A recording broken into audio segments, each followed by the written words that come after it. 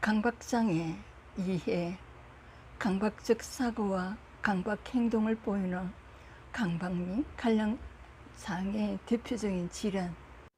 진료과는 정신건강의학과, 관련 질병은 불안장애, 우울장애, 양극성 장애, 강박성 인격장애, 틱장애 등.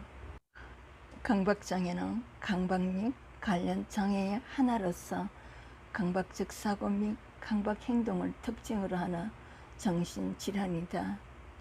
환자들은 본인의 의지와 무관하게 어떤 생각이나 충동, 장면에 침투적이고 반복적으로 떠오르는 강박사고를 경험하며 강박사고나 완곡에 따르는 규칙에 따라 일어나는 반복적인 행동 또는 심리, 내적인 행위의 강박 행동을 보인다.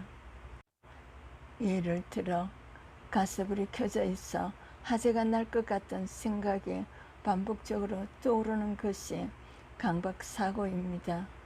이로 인한 불안을 없애기 위해 반복적으로 가스불을 확인하는 행동이 강박행동에 해당한다. 강박행동은 강박사고나 이로 인한 불안, 괴로움을 예방하거나 감소시키고 또는 두려운 사건이나 상황의 발생을 방지하려는 목적으로 수행되는 경우가 흔하다. 그러나 이러한 행동은 일시적인 편안함을 제공할 뿐 궁극적으로 불안을 해소하지 못하며 강박사고나 강박행동은 환자들로 하여금 많은 시간과 에너지를 소모하게 만들고 사회적, 직업적 또는 다른 중요한 영역에서 현장 고통과 기능의 손상을 초래한다.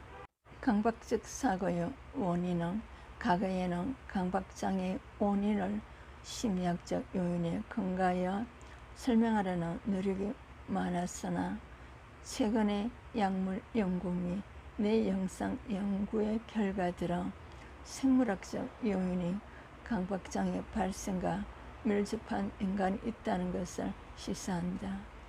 예를 들며 뇌의 대표적인 신경 전달 물질인 세로토닌 시스템과의 연관성이다. 임상 약물 실험상 세로토닌 시스템에 작용하는 약물들이 강박장애 치료에 뚜렷한 효과가 있고 다른 임상 연구 결과도 세로토닌 및 세로토닌 연관 물질과 강박장애 간의 연관성이 있음을 보여준다. 또한 많은 뇌영상 연구가 강박장애에서 특정 신경회로 영역, 대뇌피질 선조체 사상 대뇌피질회로 주로 안화선두엽 밑상회, 앞쪽 D랑 시상의 활성 및 연결성 이상의 문제가 있음을 보여주고 있고 효과적인 치료 후 이러한 영역의 문제가 정상화됨을 보여주는 연구 결과도 있다. 증상은 구체적인 강박사고와 강박행동의 내용은 개인마다 다르지만 청소, 오용 강박, 사고와 정리, 강박행동, 균형, 대칭성에 대한 강박사고와 반복하기, 정리, 정돈하기, 숫자 세기, 금기시된 생각들, 공격적, 종교적인 강박사고와 성적이거나 강박행동 외에 자해나 타해에 의해 강박 공포에 대한 확인하기, 강박행동 등의 증상이 흔하다. 강박사고는 원하지 않는데도 떠오르는 식으로 심층적으로 경험되며 현저한 불안감이나 괴로움을 초래한다. 반복적으로 떠오르는 성적인 장면, 다른 사람을 해치는 폭력적인 생각, 강박사고에 대해 유발 자극을 피하거나 사고로 억누르거나 또는 다른 생각이나 강박 행동을 통해 중화시키려고 노력한다.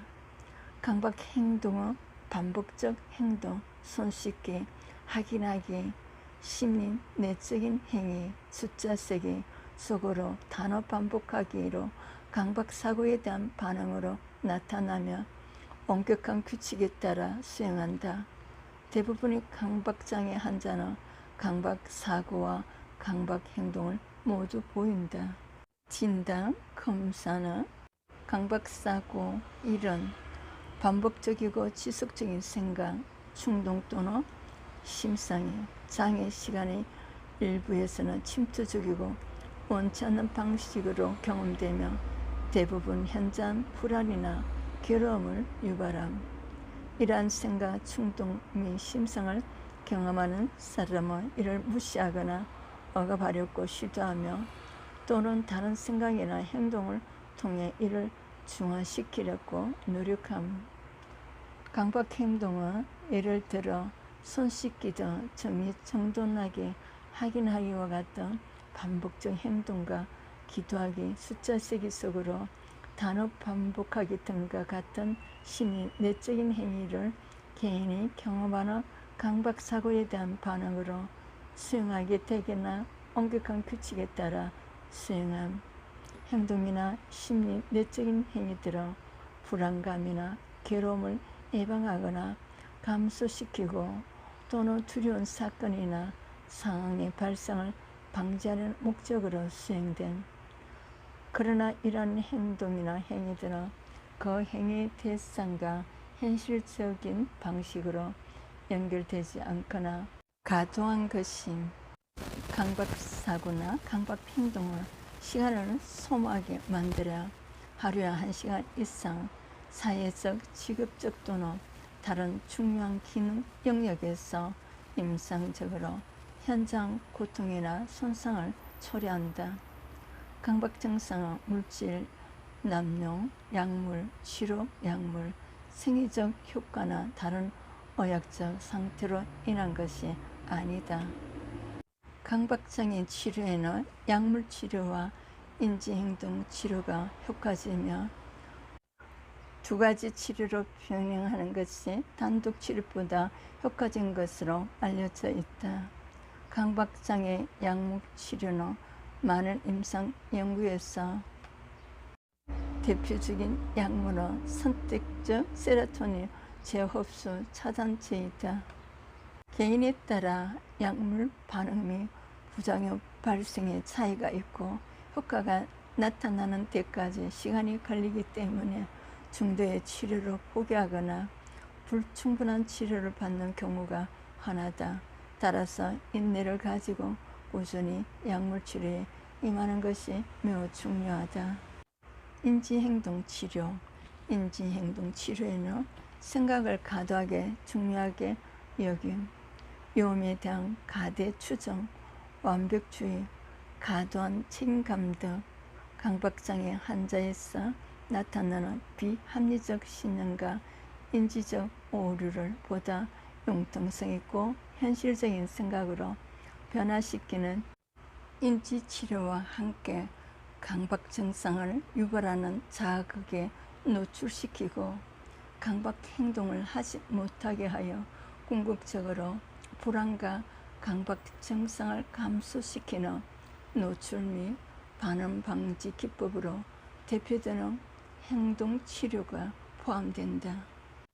충분한 기간 동안 적절한 약물 치료와 인지행동 치료를 받았음에도 호전이 없는 치료 저항성 강박장애의 경우에는 경두, 기저귀, 자극술, 내심 부자극술, 전기경련 치료와 같은 신경조절술이나 정신외과적 수술을 시도해 볼 수 있다고 합니다. 경과나 합병증에는 일반적으로 길고 매우 다양하다.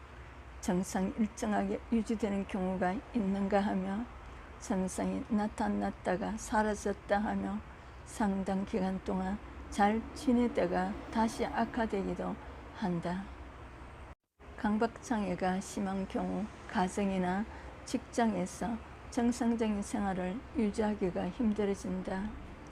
강박장애 환자는 강박사고를 유발하는 환경을 피하기 위해 많은 애를 쓰기도 하고 불안감을 달래기 위해 술이나 약물에 의존하기도 한다. 강박장애자들은 불안장애, 공황장애, 사회불안장애, 범불안장애, 특정 공포증, 우울, 양극성 장애, 강박성 인격장애, 강박장애 환자 중 틱장애 병력이 관찰되며 틱장애 동반의 아동기 남아에서 흔하다. 관련 질병은 불안장애, 우울장애, 양극성 장애, 강박성 인격장애, 틱장애 등이 나타날 수 있다. 이 자료는 서울대학교 병원 의학정보입니다. 내레이션 차이스드 원장. 강박장애에 대한 모든 것들을 잘 아시고 건강하시기를 축복합니다. 구독, 좋아요, 알림으로 미디어 선교에 동참해 주셔서 큰 축복 받으세요. 강박장애 3일을 기다려 주세요.